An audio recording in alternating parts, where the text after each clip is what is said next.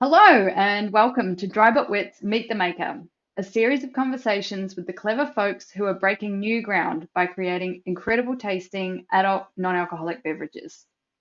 This is less about the how and more about the why.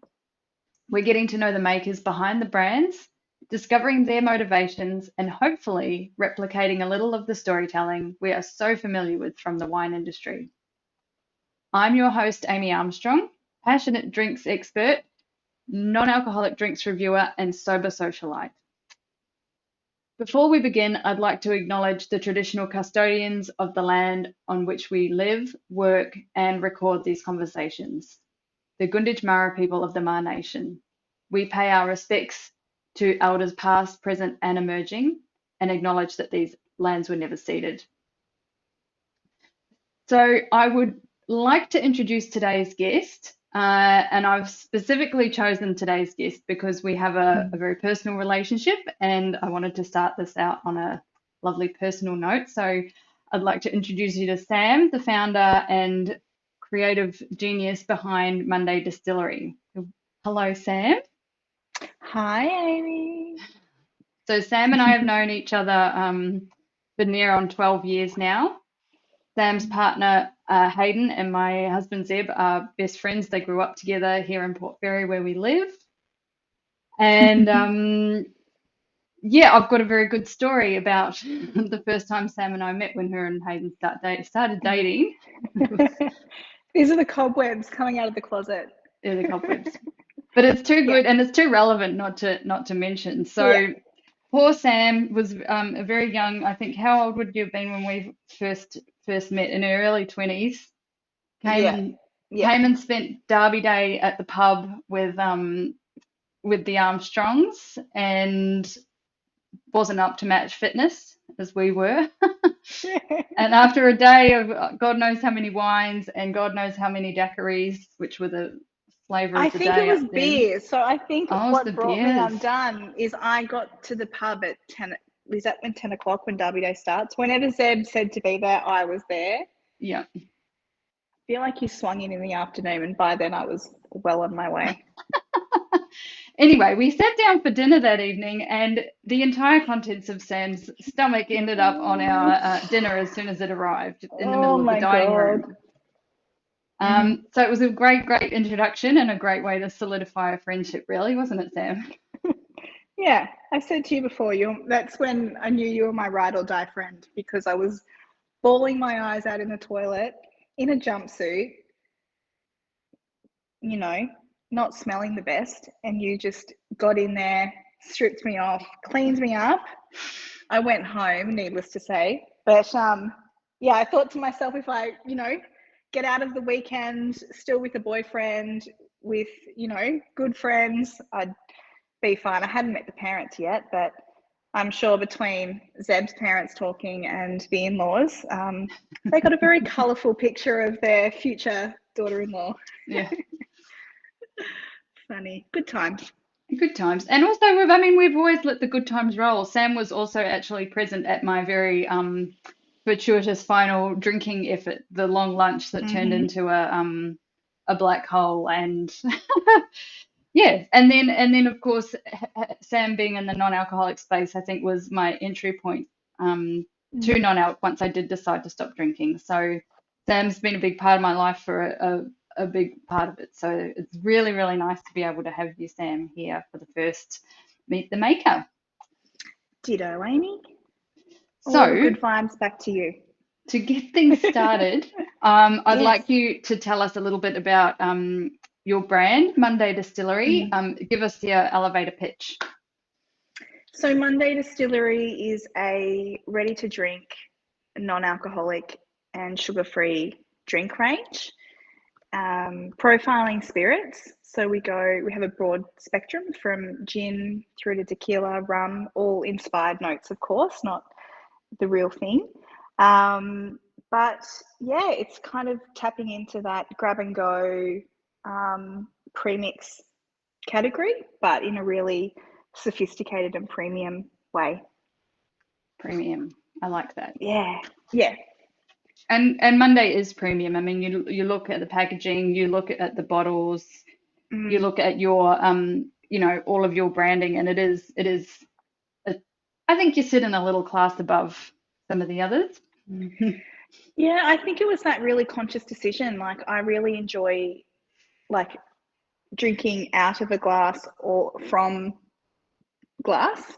And so that was always a really a decision that was just made. We're going to bottle in glass, and obviously there's an environmental impact and sustainability piece in that in itself, but it does mean that, it comes with the expense of freighting it from one side of the country to the next. But just in general, how it presented itself when people see it for the first time was, I wanted it to scream sophistication and not soft drink. Just because you're not drinking doesn't mean you don't want to drink something, really nice. Preach.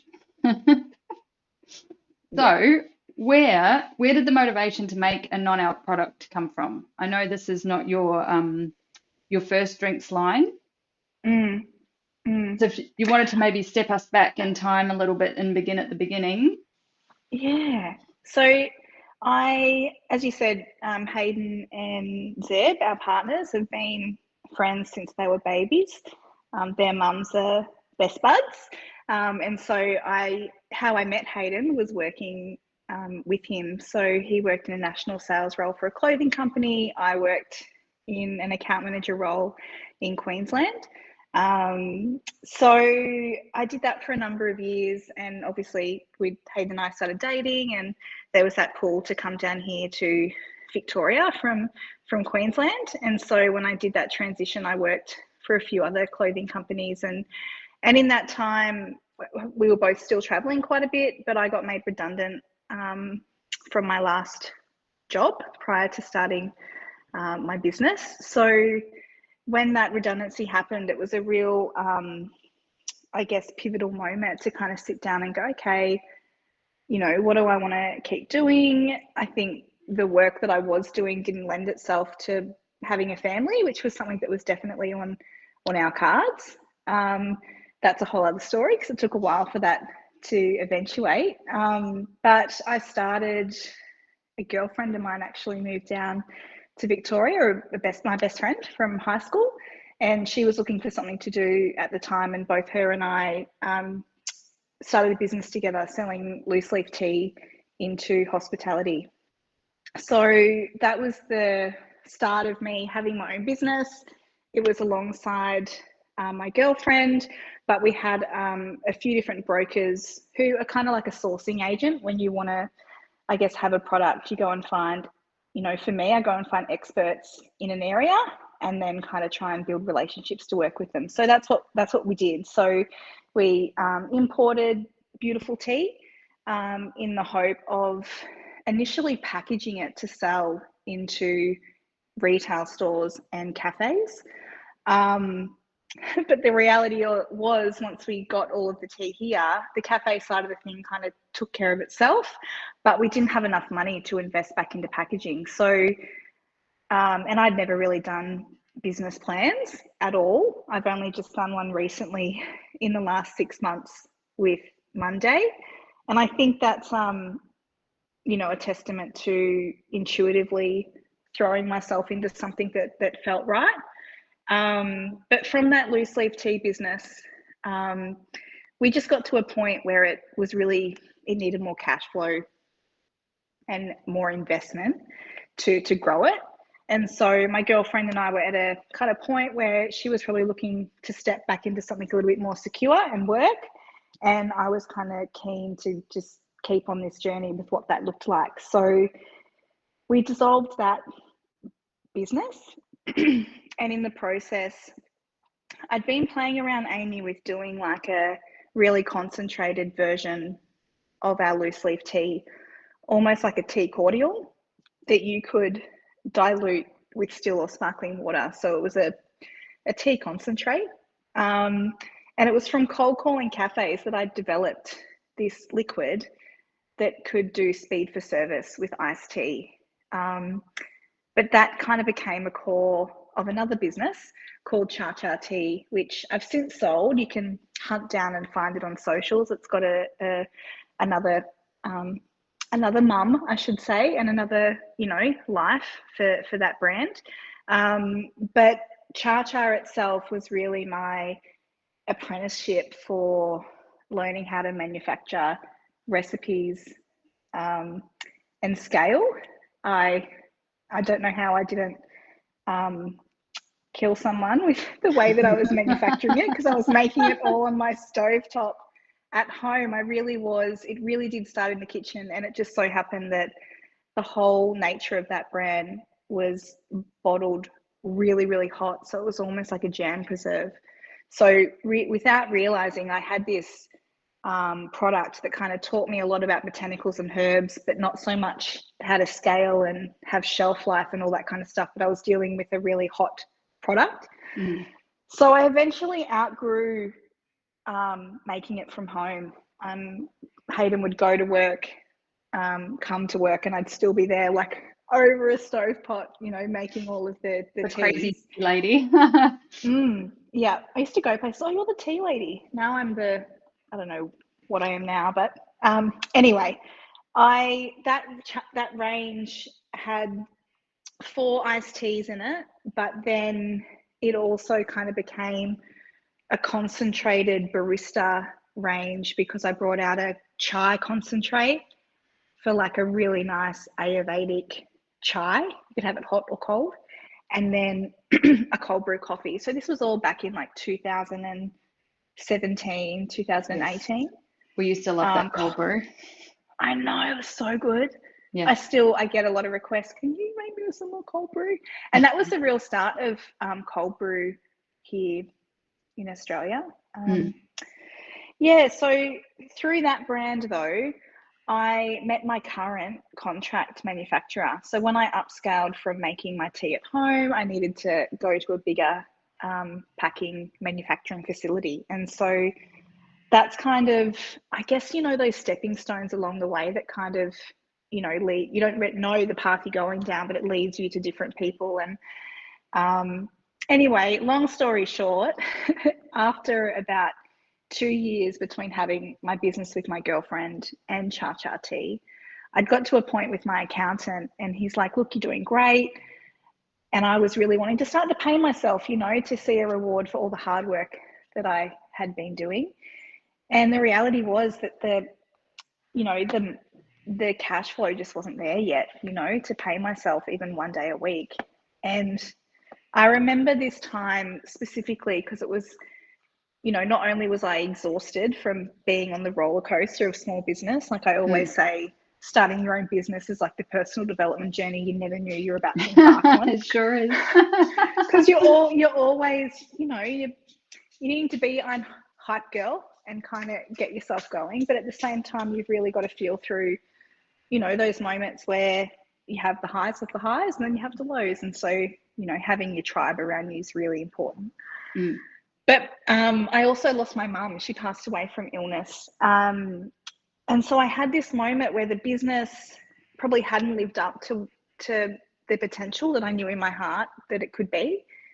And because I literally put my heart into everything. I'm very passionate about, the product. Yes. And losing my mum. And so I know I'd said to my accountant at the time, I have this one idea of creating a botanical mixer for spirit. So the very initial idea for a ready to drink product, because I actually have 2 drink brands. I have 1Monday Distillery, and then I have this other brand, which I'm about to lead into, called Lunae Sparkling. And so at the time of, it was around August of, I think, 2018 and the January of 2019, I'd kind of stepped back from the business and was doing a lot of different modality therapies, Reiki, meditation, just slowing down. And I'm very much a go, go, go, and I've got a very busy mind. But, that didn't do me well, having a busy mind, grieving, my partner being away. In all honesty, I was probably drinking too much as well through the grief and that process. Yeah. But in that time of just slowing down, I started working a lot with crystals, and I had this epiphany I was taking polished crystals, like tumbled stones, and putting them in my water to raise my vibration. So this is very much a ritual that's, I think it's Chinese medicine is where it comes from, vibrational healing. And I realized, hey, I could manufacture this concept on scale. And so what was a botanical sparkling water became my brand called Lunae Sparkling. So it was pairing botanical ingredients with crystal frequencies and filtering the crystals through the water and carbonating them. And I was just so lucky that I went to my manufacturer at the time and said, you know, that idea for that botanical mixer, I think I want to, you know, filter it through crystals and take it in a really well-being spiritual element. And so I know now that that category in the drink industry is probably defined as functional beverage in the wellness space. You know, you see it a lot with like collagen products and collagen water. It's kind of tapping into that aromatherapy from a hydration point of view. So we launched Lunae Sparkling, and this is all relevant because the incubator that was Lunae became Monday not so long ago. So our rose water launched in the January, and by the March, I think I'd gone back to my accountant and he's like, what have you been doing? You've done in like 3 months what was a year and a half in sales in the previous business. That's amazing. And so amazing. It's when Instagram was really more organic. It's and it was the good part of the gram for me. It's like when you'd go onto Instagram and you'd see stuff that you wanted to see, or you know, if the algorithm would put things in front of you, like, hey, I love that. And so it really did, you know, capture our audience that are our tribe with that brand. And so I still have Lunae Sparkling. The beauty that came out of that was that we had, you know, 12 months of data and upswell on this non-alc movement that was, man, was it coming. But you know, this female customer base for us, 25 to 45 is our customer for Lunae. We're just screaming for beautiful, sophisticated, healthy, sugar-free products. And so I'd had the privilege of working with some juniper suppliers. So juniper is the main ingredient in gin, gives it that beautiful taste that we know and love. Yeah. And that was my starting point for 1Monday Distillery. So at the time, I'd gone back to Hayden, who was my business partner, not only my partner, but he was also there to support me along the way with all these ideas. And I said, look, I've got another business I want to do. I've got another idea. And constantly, even now, Hayden works in the business alongside me, and we joke that he's the handbrake, because sometimes I do need someone to ground me and go, no more ideas. Not this week, Sam. Yeah. 100%. And so then we started 1Monday and launched with what is our two classic gin and tonic profiles. So our classic, which is sea salt, juniper, sugar-free tonic, and our exotic spice are actually behind me. I'm sitting here in our little pop-up shop. And I don't know how, Ames, but I'd managed to get a meeting with Dan Murphy's on the back of, I think it was their second summer having sold Seedlip. So they were having these epiphanies and insights into this customer that, you know, was willing to pay, you know, good money for something that was non-alcoholic. And I went there and shared with them my journey with Lunae Sparkling, and shared with them, you know, some insights into this consumer that they were, you know, realizing was a viable category for them to invest in. Mm. And it took probably a year after that initial meeting, but we launched in a locals program in May, June last year, or the year before. No, 2019. What is time? I Who know. would know What at the year is moment? it? What Hmm. year is it? Um, it's only a year and a half ago, I think, that we started dealing with Dan's, but they were great. So we launched with the two G&Ts, and then obviously since then I've brought out, you know, quite a few different varieties in the Monday range, across, you know, all non-alcoholic but inspired profiles of tequila, rum, whiskey, a smoked tequila, traditionally known as mezcal, um, and then more recently our ode to like an Aperol or a Negroni with our spritz. So that's the flow of the, well, four businesses, three brands really, Yeah. as a solo female in the beverage game. Mm. But yeah, super, super chuffed and proud to be in it. And I, if I'm honest, my baby is Lunae Sparkling. There's so much of me that's in that brand and that I love. And obviously I'm so grateful for that, because that's given me I think the leg up before the real trend was coming for non-alc. So Yeah. It warmed you now up. that it's, yeah, now that the trend is here, it's not going anywhere. There's, you know, there's little spaces in supermarkets popping up dedicated to the space. It just means that, you know, we've got a bit of history behind point A to B. Mm. So you do have 8 drinks in the range at the moment. Yeah, When you are deciding on a new thing to add, like where yeah, is that coming from? Is that just crazy Sam's dreams, like, oh, I haven't done this yet, let's throw that in? Or are you having yeah. conversations with people and getting that information, or where Mm. does it come from? What's the inspo? It's, yeah, it's all of those things. It can be, you know, I could, I do drink. I'm not someone who is sober, but a huge demographic of our customer is. But there's also that element of that customer that is wanting that wedge, you know, something to drink if they're driving or they're going off the booze for, you know, the likes of Dry January or Feb Fast or Dry July. So sometimes some of my drink profiles come from alcoholic counterparts. I might try something and go, oh, I'd love to sink my teeth into creating that in a sugar-free, which is probably the biggest challenge, Mm, so that it tastes good, yeah. and a non-alcoholic form. But sometimes it's talking to other, you know, buyers who might go, hey, this product does really well from us, an alcoholic RTD form, we'd love to see it in non-alc.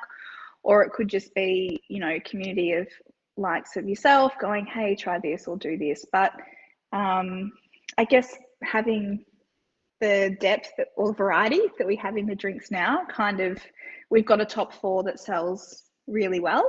Mm, And so it's now, for me, kind of iterating those in different profiles. I think I've learned as a product developer that people like what they're comfortable with or what they know. You know, the mezcal for us was, it's just that product now. It's just started selling for us really well, but it took that little bit longer because people are like, what's mezcal? I have no idea. And so, yeah, but our online store and our online community, like all our followers, are hands down the reason why I can keep flipping drinks, because I don't necessarily sell to a shop to create a new product. I know that the online store can, you know, sustain us trying limited launches and stuff like that. yeah. And I do love that things are always like your take on a whatever. So you haven't gone and done a straight up margarita. You've done Mm, Sam's version of a mm, margarita that is peach in it and it's smoky and yeah, it's, you know, and your spritz, it's not an Aperol spritz. It's Sam's had a go and she's put all these things in and made it this unique thing, which I think I really love, and I think that's what people really love about the Monday range is it's not straight up and down. It's not linear. It's more creative. Yeah. And I think, you know, something that came out of COVID and the lockdown for me is that, you know, people weren't going out, they were at home, but they might have still wanted that really nice experience or ritual of being out and having a nice drink. And so, like, we launched our garnish range, which was, we call it top off a good time. You know, we had all our, you know, grapefruit, lemon and lime and all that kind of stuff. But it was that element of knowing that our customers were really into, you know, garnishing it, making it nice, and probably, you know, had a more of a sophisticated palate to really enjoy something a little bit more complex. So that has definitely come through probably since the launch of the Paloma. I would say our first 3 drinks that we released, you know, the G&T and the Dark and Stormy being like a ginger beer profile, were probably safe, and, you know, they were what people know. But then coming out with the Paloma, and there is a lot of profiles that go on in the ready to drinks. And I think something, Amy, that I'm probably realizing now that I'm super passionate about, you know, being in the forefront of ready to drink, is changing that perception that premix is gross or doesn't taste great. And the same for sugar-free as well. You know, generally speaking, sugar-free drinks, you know, sit on the palate. After a first few sips, you can't really finish it because it's unpleasant. And so it just means that there's a little bit more time that has to go into trialing the product. And I mean, you've been privy, being a friend and being so close by, to taste some of my, you know, products that are coming out this year. And it really is the infancy. You know, those recipes have changed since when you tried them last, but that's how long it takes to get something right. And I haven't brought out a vodka product as yet because I've just been waiting to get that experience nailed, and it hasn't been there. So that's something, you know, that tends to happen as well. If I won't drink it or I don't like it, it doesn't hit the shelves. Yeah. Well, vodka's hard, isn't it? Because there isn't really a flavour to vodka. It's just alcohol. It's just the burn, baby. It's just the burn. Yeah, And that's a tricky one. I think there's so much like innovatively happening in the drink space. So generally speaking, there's really big like flavour houses and flavour companies that are international all around the world, that a core of their business has been, you know, flavours and artificial crap for soft drinks. Yeah. And so, you know, as that industry is kind of dying, you know, these kind of procurement houses who have so much innovation at their fingertips when it comes to how we distill something or how we extract a plant, whether it be, you know, an oil extraction as opposed to just a flavour that goes into like a lolly or cordial or whatever. There's a lot happening in the space. So the innovation that's happened since we created our first G&T, you know, a lot of what I'm seeing now is that like vodka being pure alcohol and having that burn sensation. Yeah. There's different extracts and plants now that can create that trigger. And so that's something that's going to be really exciting, I think, in the space. Yeah. Well, that's good because that gives you so much more to play with, doesn't it? Yeah. Yeah. Yeah. Well, this is such a new and rapidly growing space, as you've just mentioned, and given that you're not able to rely on the same traditional methods that alcoholic beverage producers can, so like wine's been made the same way since the dawn of time, and so is beer, and same with spirits. What are the biggest challenges for you in creating your Monday drinks? I mean, you're not relying on alcohol to carry you through flavor profiles, and you're not relying on alcohol to make your product shelf stable, for instance. So you've got a lot of unknown variables. You're sort of at the frontier of inventing all of this stuff. What have been the biggest hurdles for you with all of that? Yeah, you've hit the nail on the head, 100%. Alcohol in itself has a whole trigger and sensation when you're consuming it, much similar to sugar. And so that has definitely been a hurdle, is when you take, sugar out of a recipe and you take alcohol out of a recipe, you do have to work a little bit harder to create something that's complex, that's still kind of, I use stevia for all of our drinks. And so that's one of those ingredients that, depending on the source, you can have really, really good quality stevia or really, really terrible. And so, there's different grades, just like there'd be different grades of, So that's probably been the biggest challenge, is kind of before you get the spirit profile that comes through in our drinks, is creating a really tasty, sugar-free base component. So, for my gin and tonic, for example, it's creating a really, for me, tart tonic that's really crisp and not overly sweet. And bubbles. How bubbly something is so important. So, whether you're tasting something flat or whether it's really carbonated too, has a big impact. Makes a massive difference. Yes. Yeah. So I think that probably is where I start, is, when I'm inspired. I think I remember with the mezcalita, I'd been like, my mouth had been watering for like a really peachy, tarty drink. And so our Paloma, which is our grapefruit highball tequila drink, it has like grapefruit, finger lime, yuzu, and then our agave profile. With the peach, I was like, let's do like a smoky tequila and kind of take people on that journey of what mezcal is. And so I'd been working in smoked profiles over in Lunae Sparkling with a black water, which was our Palo Santo. And so there really is this hybrid behind the scenes. If you actually follow Lunae Sparkling and 1Monday Distillery, sometimes you'll see like, the sharing of different ingredients, going on. So, but that's probably the biggest challenge for me, is creating something that's sugar-free, that doesn't taste, not great. Yeah.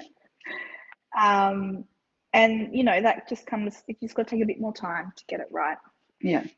And that time, I think, is what a lot of people, I think, don't understand. There's a lot of talk in the non-alc space about why things cost the amount they do, given that there is no alcohol in them and given that there's no tax to pay. I know my answer to this, but what are your thoughts on that, Sammy? Yeah. Well, firstly, if you are an alcohol producer, you get a lot of kickbacks from the government to be able to have your product at the price point that it is, and you just don't get that luxury in non-alcohol. You're not getting any government kickbacks. No. And manufacturing costs are still the same, whether you're making, 50,000 units or 500,000 units. Generally speaking, the cost of manufacturing is really expensive. And for now, more than ever, just, I know off the top of my head, my raw materials for my products have gone up 30 to 40% just in the last 6 months because of supply chain, which we're hearing in the media so much at the minute. Yeah. So the likelihood is that, the cost of products is probably going to be going up. But I just think it's that lack of education with people thinking just because it doesn't have alcohol, that it must be really cheap to make. And I do get comments every now and then, people thinking that I'm rolling in dough and I must be making so much money because I sell 4 drinks for $20, Yeah. But that was an insight and a takeaway from my Lunae brand. We sell 12 bottles of our sparkling water delivered to someone's home for $65. And that brand has such a beautiful message and soul to it. But if you kind of pull it all back, it could just be perceived as like a sparkling water. Yeah. And so I think you know, from the core of what I've always done is, you know, I've got to make a living and make money. And, you know, the brand and the authenticity and the traceability and the sustainability and all these other things that come into, you know, being a conscious manufacturer and small batch. You know, we are a small family business. My partner and I work in the business full time. We've just hired our first staff member, which was a real, you know, big goal to have achieved. But, you know, it has just been us hustling and doing all the hard work. And so, yeah, you know, there's you know, a lot that goes into getting the product on the shelf. But, you know, I'm grateful for being the little guy. And if that means that I'm a voice in, you know, spruiking non-alc or spreading the message of why things cost what they do, I'll happily do it. Jump on that soapbox. Yeah. And I think it's more important more than ever. I think, you know, I think that'll be a lot of, you know, what my hustle is this year is kind of spruiking why it is the price that it is. And I think I've got, you know, a confidence now in having created the brand, in that people love it and they come back and they buy it again and again. And so, I mean, we really had to push to have our product at the price point it was in retail, because even buyers thought that it was too expensive. But had I just gone $2 cheaper, you know, that could have been the money that pays to keep the machine going, you know. Yeah. So, you know, maybe, you know, as we scale and as we can get more buying power with things might get cheaper, but not at the minute, not in this economy. If anything, everything's going up. Yeah. With being a small guy, and I love that you guys are a small guy and you're kicking so many goals, we are seeing more and more brand extensions pop up as the big alcohol manufacturers see that there's money to be made in non-alc. I have feelings about this, mixed feelings about this. And I think it is a controversial topic and it is something that can be discussed at great length. But what do you believe sets 1Monday apart from these brand extensions? Well, I think, you know, from the infancy of what I've always done, I mean, hell, who was going to make crystal infused, moon manufactured sparkling water? Like, no other. that would just not fly in a focus group with a big company going, hey guys, I think there's something in this. And I think even with 1Monday, there has been blinkers that I've had on going, you know, this is what I want to do. This is what our customers are telling us. And I think that's why we were that 2 years ahead of, you know, where we are now, is because we had Instagram was telling us what people were wanting delivered to their homes. And so I think what sets me apart from the big companies is that there's a real authenticity and passion here for a sophisticated, ready to drink product that just hasn't been there before. And we're not an alcoholic brand going and creating non-alc. We were always, you know, high spirits, clear minds. That was our mission, you know, sugar-free, forever tasteful. That's what our brand is. And so I think that's what sets us apart, is that the product tastes really good and it's really beautiful and it's packaged really nice. You know, before I could afford packaging with my tea, and you'll remember this, I used to sell it in a brown bottle, and it had like, you know, those like guns that you use to write your ingredients on for your pantry, the clicky things. That's what my label was when I first started doing farmers markets. It's like, that's the strawberry tea, that's the apple, that's the orange.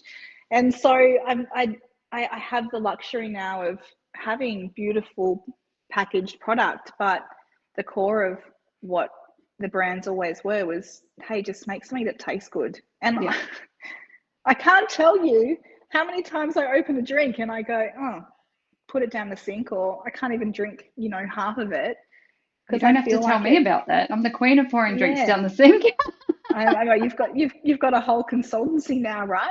Don't get Yeah, this, get this. Yeah. yeah. So, but that will change. But I think why the big companies are popping up and they're doing their zero version is, the data's showing us that people are drinking less and less. If they're Mm, not drinking at all, they're choosing to cut back for, diet reasons, health reasons. It's not just women who are pregnant. And I yeah, think for so long, that's who non-alc was. It was, those, year and a half by, conceiving to having a child where you just didn't drink. yeah, But, there's now shelf space in grocery for this non-alc product. And that's mm, why the big companies are there, because hell, there's a lot of money to be made in supermarkets and lots of people buying your products. So it's all a hustle to get that shelf space, which yeah. has just been traditionally owned by Coca-Cola or all of the big breweries and drink companies and all of that kind of stuff. Yeah. Yeah. This is our final question because we're just about out of time, but where do you Yes. see Monday Distillery in 5 years' time? It's a good segue from what we were just talking about. I think I Mm, see it more accessible. Um, the core of who we have following the brand is, very passionate people who hunt it down or buy it online or, have convinced their local to get it in stock. We're very fortunate here in our beautiful town. I've said this before, but you have, been the trumpet for this area, Amy, for non-alc in Port Fairy. We have, our bottle shop, our IGA, our bars, our wine bars, all have non-alc in our town. And I can only hope that in 5 years' time that Everyone's so happens. lucky. We are so lucky. But that's where I see it in 5 years. I hope that we kind of get to a point where we're like, oh, remember how hard it was to buy non-alcoholic, whatever. And I think if anything, I know that you spoke before about the debate of, the bigger boys coming in and having their zero version is, if anything, that's creating this opportunity for other brands to kind of know that the category isn't going anywhere. It's Mm, legitimized it's now, and legitimized. Yep. it is, and there's enough room for whether you're a boutique small batch brand or you have that opportunity to scale and kind of be something that's more mass produced. Mm, But that's kind of where I see it. I would like to think I'm still in the beverage game. I at the moment, Monday takes up probably 90% of my time, and poor little Lunae Sparkling is kind of just here doing its thing. So who knows? Maybe I might, jump back over there for a little bit and grow that brand and share the science behind what that is. Um, yeah, share the woo-woo love. the woo woo. And I think there's a certain level of credibility that Mondays, you know, become Mm, in that the power of women, honestly, like I we've been know. beating it a drum, just telling people what we want. And look, these big supermarket, buying teams and executive teams and people who create drinks in, FMCG, generally have been a lot of men. So I think it's the rise of women coming through now. And there's so many amazing women in the space of non-alc They are. internationally. Yeah. So I think that will just keep growing in the next 5 years as well. Yeah, I completely agree. And I think my focus for this podcast is going to be to feature a lot of those women. I'm not Yeah. going to be anti-man, but Yes. I think it is going to be really beautiful to be able to highlight just how many women there are working in this industry and really at the forefront of it, which is Mm. amazing. Yeah. Well, thank you so much, Sammy, for your time today. I think we've learned Thanks, so Amy. much about the story behind Monday and the Yeah. history and where you're coming from and where your heart's at with this product. So I thank Mm. you, and thank you for being such a genius. Thanks for the support, darling. So join me next time on the Dry But Wet Meet the Maker podcast as I chat to another creative producer and learn about their product and passion.